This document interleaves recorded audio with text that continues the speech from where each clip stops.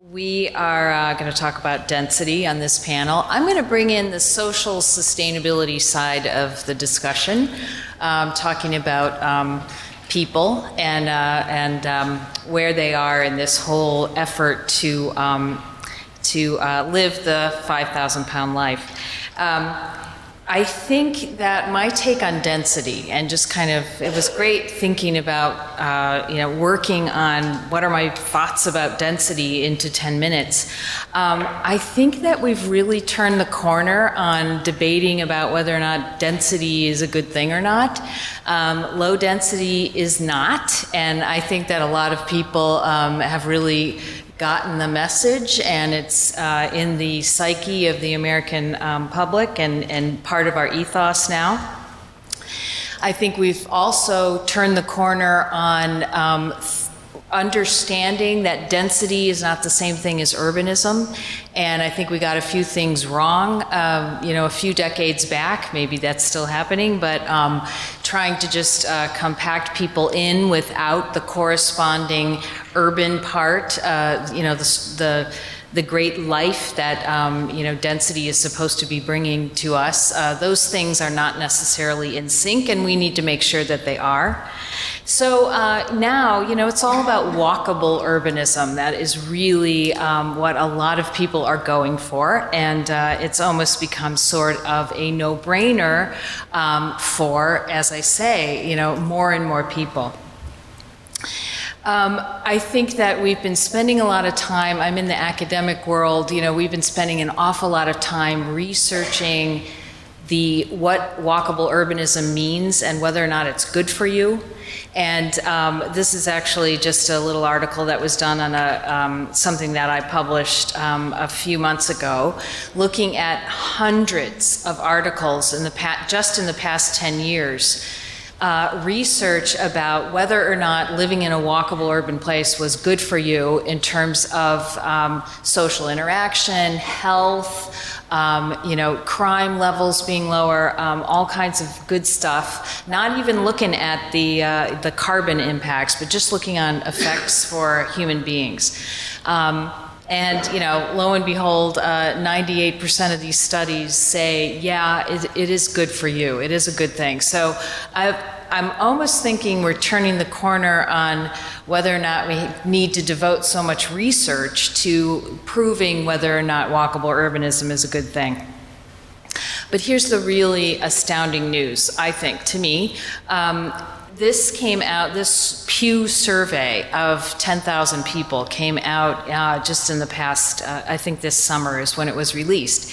And this number down here of 48% of Americans saying, these are not people in Manhattan, these are people anywhere, saying, yeah, they'd like to live in a walkable urban place. They're willing to downscale, they're willing to live smaller, they're willing to live close to other people. That is pretty astounding, because a couple decades ago we were talking about maybe it was 25% that we were going for, and that has really doubled. Now, talking about the bad guys, and who is it that we're kind of really unhappy with in terms of the whole global warming problem that we have.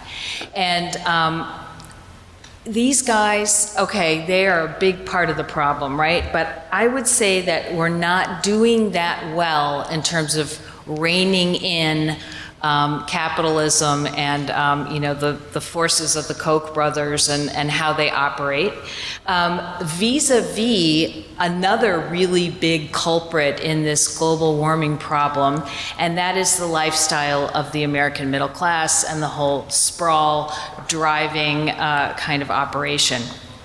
And I think we're making some pretty modest successes in that component of the problem, turning it around. You have to couple that with this projected demand for this kind of walkable urbanism that is becoming more and more something viable and something wanted. This study by Chris Nelson, which came out, I think last year, Reshaping Metropolitan America. And you take a look at this number of the growth in the share of households that's going to happen in the next couple of decades, the change in the share. It's really this households without children. So I think the case has been established that, yes, we want more of this walkable urbanism, and the demographics are predicting more demand for it.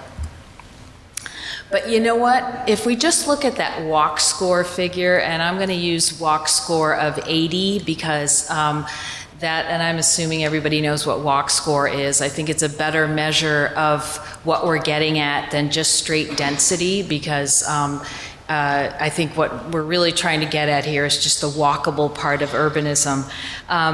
80 and above across the US, just in metro areas. I'm not talking about rural lands, you know, people on farms or anything like that, but just in our 359 CBSAs, which are MSAs, regional cities, 7% of us are living in a walk score of 80 or above.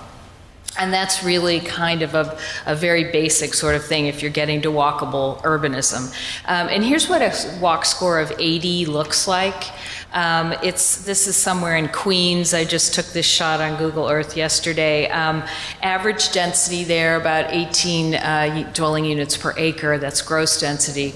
And so, you know, we're not talking about anything really Manhattan-ish. We're talking about, you know, just sort of a very basic level. So the fact that only 7% of us are living at this density, and coupled with this growing demand I've been arguing for, or that is before us, therein lies the problem. There's my 7%, okay.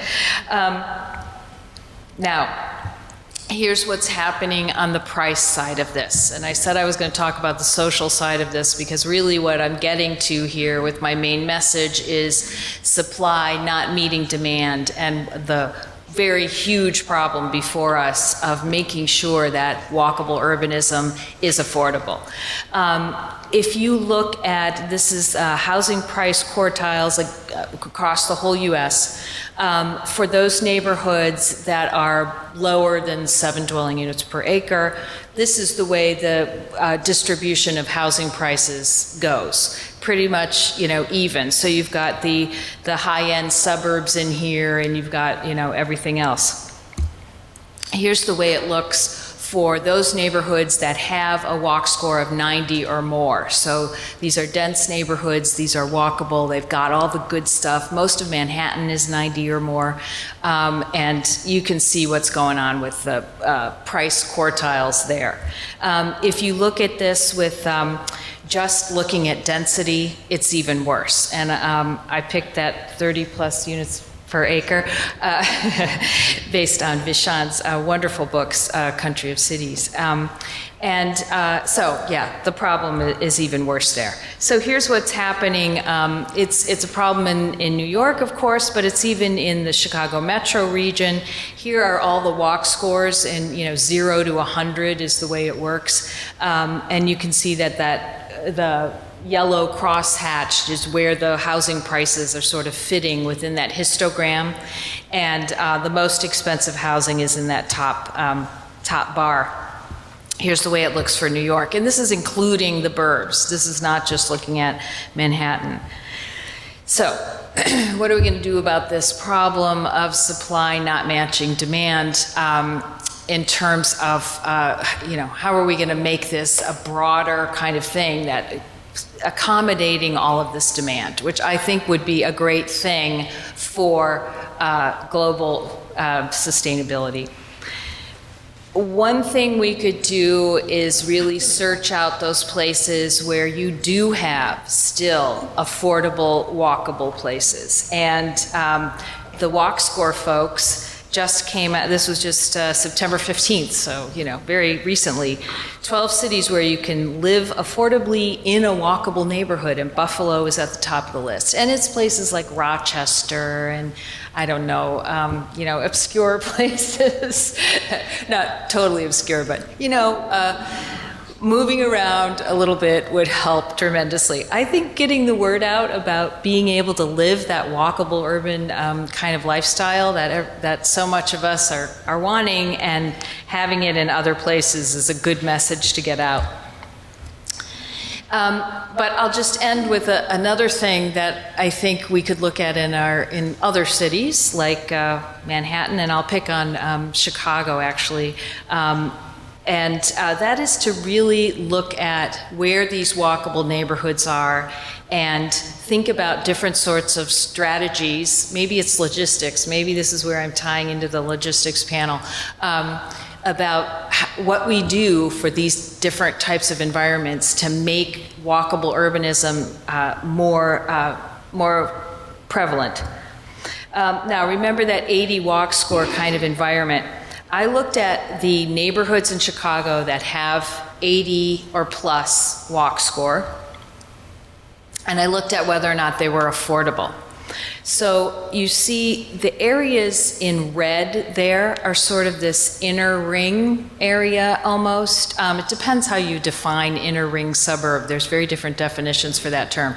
But those are the places that are, even in Chicago, still affordable and still walkable. Those are the places that are in danger of gentrifying and displacing and not hanging on to their walkable, affordable characteristics. So I would say one strategy is to make sure we hold on to those places.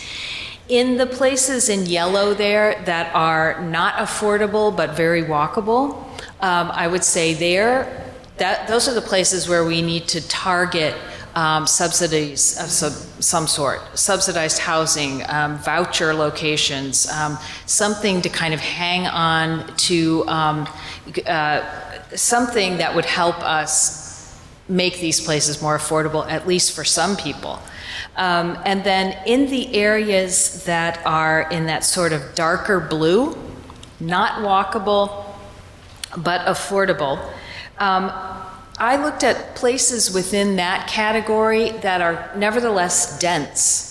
So they have the density. They're 10 plus dwelling units per acre, and my unit of analysis here is the block group, which is smaller than a census tract. So these places in purple are not walkable, they have the density, and they're still affordable. So these might be the kinds of places to really look at where you could think about making them more walkable over the long term. So thinking as an urban planner here, this is the kind of planning approach I would take to increasing this supply of walkable urbanism. And that's my last slide. Thank you.